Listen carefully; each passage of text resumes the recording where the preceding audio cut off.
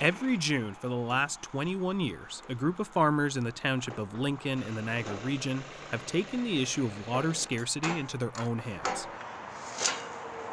Adapting to climate change and extreme weather like droughts means farmers like David Hipple have had to develop creative solutions, like laying large aluminum pipes all the way from Lake Ontario to his farm, roughly 4 kilometers south.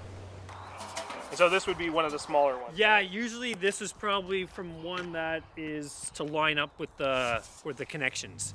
We have a mix of 40-foot and 30-foot lengths. I think there's 300 or 400 of them that we have to connect together.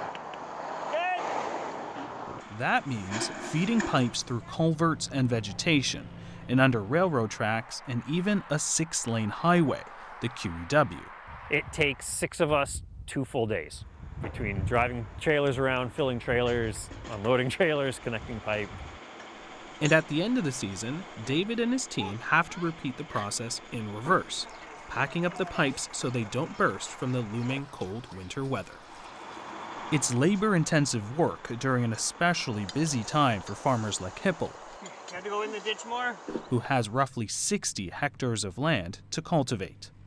He's an 8th-generation farmer, and the plot of land has been with the family since the early 1800s. Back then, it was a self-sustaining farm, full of livestock, fruits, and vegetables. Today, the farm acreage is dedicated to tender fruit and grapes. We have peaches and nectarines and apricots and yellow plums and blue plums and sweet cherries and sour cherries and pears, and we have table grapes and wine grapes.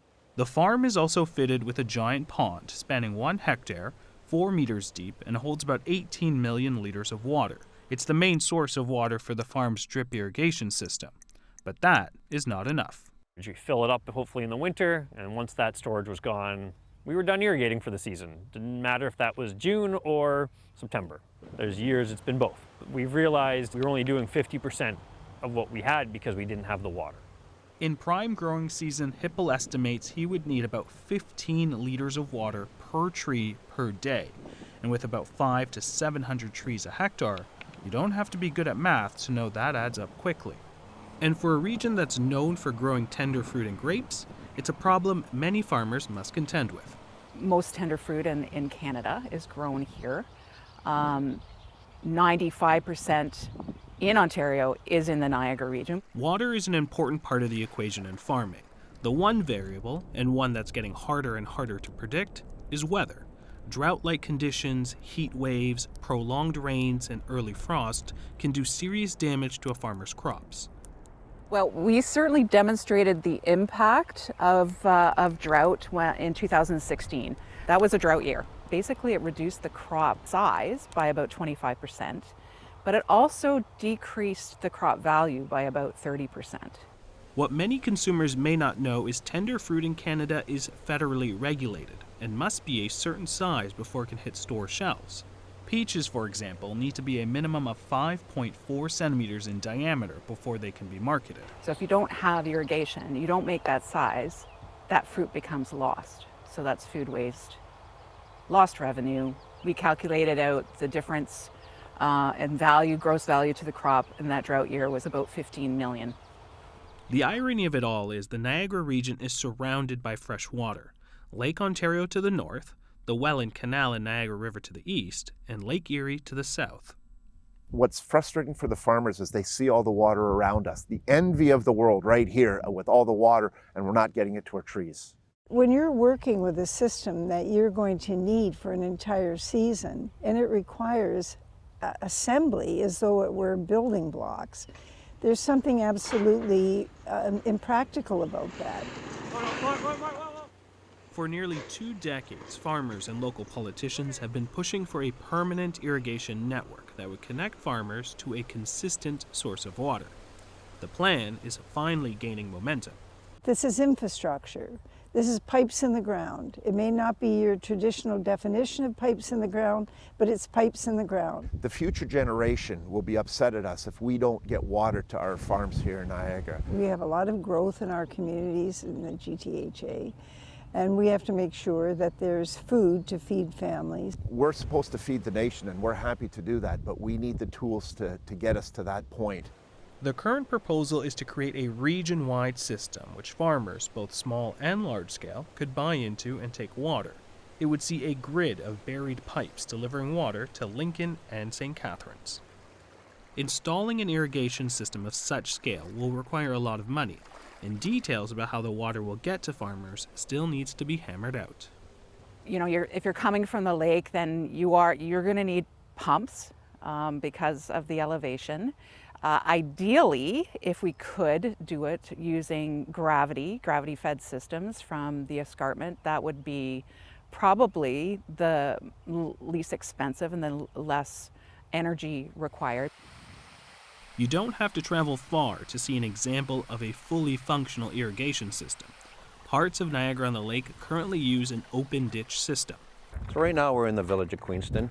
We're right down by the Niagara River, which is very close to Lake Ontario, which is just down at the mouth there. The two pumps, 6,500 gallons a minute, would go through these. One really offsets the other, so I don't run pumps 24/7.